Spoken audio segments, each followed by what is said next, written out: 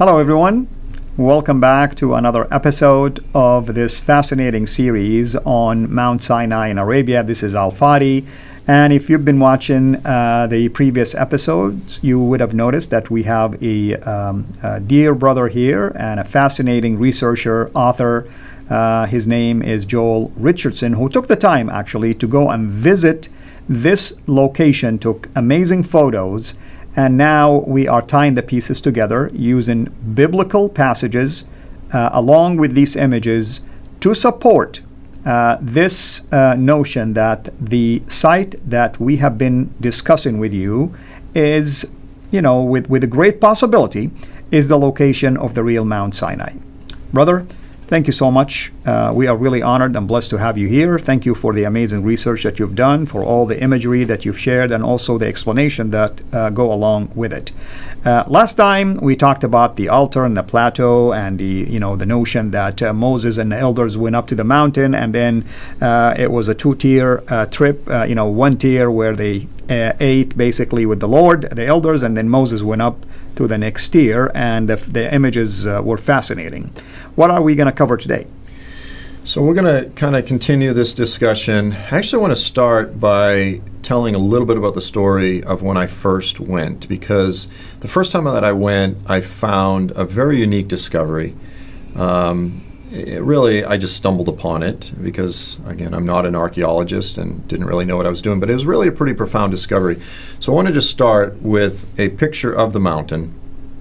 This is the first time that I saw the mountain in the daylight. And let me just say this. So as we were coming in the first time, we flew into Tabuk. It was pretty late at night. I want to say like a 10:30, 11 o'clock arrival in Tabuk. And the way that we had planned it was we wanted to kind of go in quietly. Portions have been fenced off, and of course we didn't want to just violate that. But it's such a large area. It's not like everything's fenced off. And we had heard that only a week or so before we were there were some Bedouins that were harassing some visitors, actually shooting at them. So it's kind of a situation, this was a few years ago, where one day you could go and the Bedouins would be very friendly. But then someone else would report the next week they just ran into a bad character. And so we just didn't want to take any chances. We didn't know what we were getting into. We had heard all kinds of stories. So essentially we drove in the middle of the night. And what we were trying to do is find the valley that's right in front of us here, this sort of dark valley. We wanted to sort of slip in that valley real quietly, park our vehicles, and actually get up before Fajr, before the Bedouins got up to pray. Is this a road, by the way, that man-made? It's not. It's because it looks like it's bulldozered, but it's amazing because it looks like then maybe water stream will go down this area. Yeah, it's a washout. In fact, this valley that you're looking at is probably, I'm going to say, about 6 football fields across. Wow. It's huge. It's hard. It's hard to capture the scope of what we're looking at. Right. So we were trying to just get in quietly, not disturb anybody, and get up before anyone even woke up, start hiking, okay? What happened is we, again, in the dark, because this is out in the middle of nowhere, we essentially parked in the wrong canyon. So what that means is we got up and we started hiking, and after about an hour, we kind of got over this ridge and then realized, oh, this is not Mount Sinai, it's the next mountain over. So now we had to hike back down across this valley and then up. So we really wasted almost 2 hours of hiking. That's time, that's energy, that's water, that's just stuff that we hadn't really prepared for. We had wanted to get up all the way to the top. Okay, so as we're walking across this valley, we're already, again, a couple hours into the hike. So we had kind of spread out. There were 6 of us, and some people were 100 yards up ahead of others, and I was just kind of by myself. Well, as I was walking up to the base of the mountain, I came upon, I'll just describe it as kind of a rock outcropping. It was just a natural structure, but it was sort of like a small cave. It was a cave that one person could fit in. If there was a driving rain, you're going to get wet. If it was a light rain, it would protect you. And as I walked up to the cave, I saw what was clearly a mural. And it looked like these ancient, caveman paintings type of thing. And so I kind of yelled to the other guys, and I took out my iPhone, and I'm an archaeologist, and I just started taking pictures. Well, so the other guys came over, and here's the first picture, just to give you a glimpse. It was a mural of men, stick figures, shooting bows and arrows. You can't miss it. I mean, it's obvious that that's what they're doing. Yep. Here's another one. There's a close-up. It's clearly a bow and arrow. They're shooting arrows. Here's another picture. And as I said, there's about 30 of them altogether. Some of the paintings have kind of washed off. Now, the way that this worked in ancient times is I'm not sure what type of binder they would have used, but they would have had some type of earth mineral pigments and painted these. Now, there was probably, I assume, many, many of these, but the weather erodes them off. Because they were on the underside of this cave. And this is a granite rock, right? Yep. Yeah. Yep, they've been protected.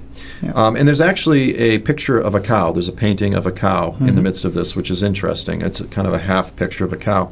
But so I took a bunch of the pictures, and let me just say this too. I sent the pictures to Jim and Penny Caldwell. Jim and Penny are worth mentioning. There are a couple who back in the 90s were working for Aramco, and they went there 14 times with their kids. They took thousands of pictures. They really are the first ones in modern times that got great footage. To uncover this. Wow, that's amazing. Yeah, and they did it low-key. They sent it back, and other people would share it and so forth. But they're the first ones that got video footage, photographic footage, and so forth. So they really keep track of all. So I sent the pictures to Penny, because we actually, believe it or not, had great cell phone coverage out there. And Penny said, "What is that? I've never seen it before." And I said, "You're kidding me. I thought you know about everything out here. And it's such a vast area. You know, you can easily just walk by something like this 30 feet away and miss it. I just happened to walk right up to it, haphazardly." She goes, "I've never seen this before." And so I was like, well, look at that. It's a discovery. But I didn't think much of it. Again, I just thought, well, it's just a hunting scene, you know. So then I texted it to my wife.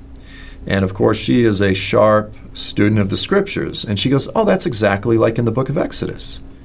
I said, "What do you mean in the book of Exodus? Like, I'm not even tracking with what?" She goes, "Yeah, Exodus 19. Look it up, you know." Are you saying I had the wrong guest here? I should have had you. I said, "What do you mean, woman? I'm the Bible teacher here." No, just kidding. Totally kidding. So I looked up Isaiah 19 and I said, "You're kidding me." And once again, just stumbled upon a new discovery that aligns with the biblical narrative. So this is the story where just before, a few days before, the Lord comes down on the mountain in fire. He says this to Moses. The Lord said to Moses, "Go to the people and consecrate them today and tomorrow.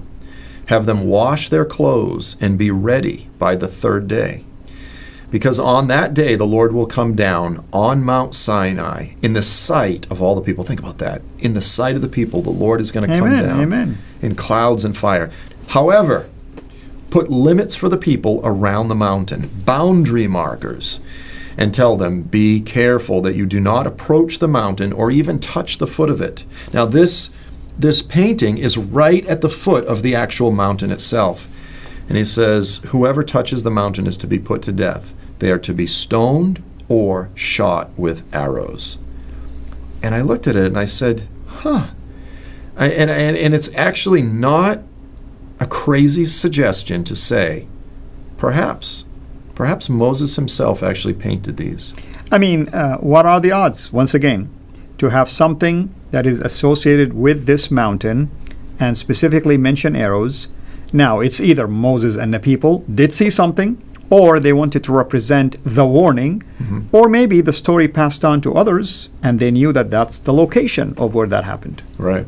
But what's interesting is even just by secular standards, an analysis of this type of, I'm sure there's all sorts of scientific data that you could scrape a piece and test it and this type of thing, but just in terms of dating this type of painting, it falls right within the window of the late Bronze period, i.e. the period of the Exodus.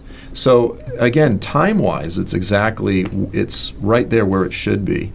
And so I joke and I say, you know, this is a warning for those in the United States. We have it, especially in the South, you know, a little sign that says, "Warning, this property protected by Smith & Wesson."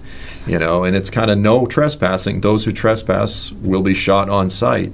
And, you know, perhaps there were even archers sitting there to fulfill, you know, in other words, in order for the threat of being shot to be real, you actually had to have archers stationed. Of course, the scriptures don't say that, but it makes sense. But who knows? It's just... That's what I'm saying. I mean, did they see angels, maybe? Who knows? I mean, why the use of arrows? I mean, what's the purpose here? Yeah. There's another thing, too, actually. I'll mention this. I don't have the pictures. But when we went back, we found another bunch of paintings not too far from this. And it's just a small mural.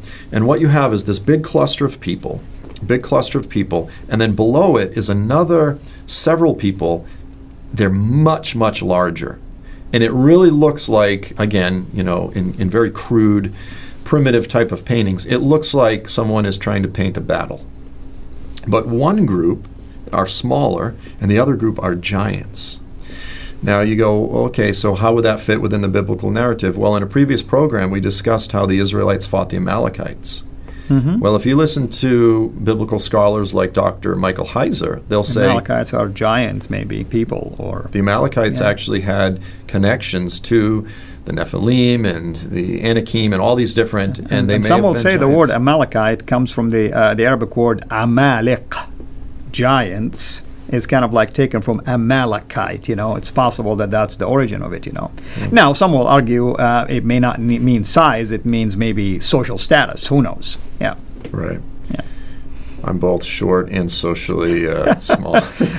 But yeah, so I mean, it's just point after point after point. And what's wonderful about this, and I like to emphasize this, is if haphazard Joel can just stumble up with a backpack and an iPhone, first time show up, walk up to a thing and find a painting which might have profound biblical historical significance. Can you imagine what's going to happen when the Saudis give the permits and the biblical scholars and the Muslim scholars and Jewish scholars come in and carefully start combing through this region mm-hmm. and so forth? I'm convinced, as I've said multiple times, this is going to become the single greatest historical, sacred, biblical, archaeological site that certainly in our lifetimes, if not in history. It's a treasure trove of discoveries. Amen. Amen. Fascinating, of course.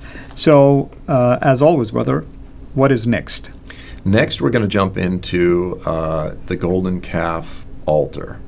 We've looked at the altar of Moses, the pillars next to it, the cave of Elijah, the archers. We've looked at a lot of different things, but one of the more profound evidences is the golden calf altar. You've held the man. We'll see you next time. God bless. Thank you so much for taking the time to watch this video. We can't make these quality videos without the help of partners like you. So please consider becoming a Patreon supporter today at patreon.com/CIRA International. I want to make sure you always get notified when we release a new video, so please click the bell to be notified, and of course, make sure to subscribe to this channel. If this video was helpful to you, please click the thumbs up. Thank you.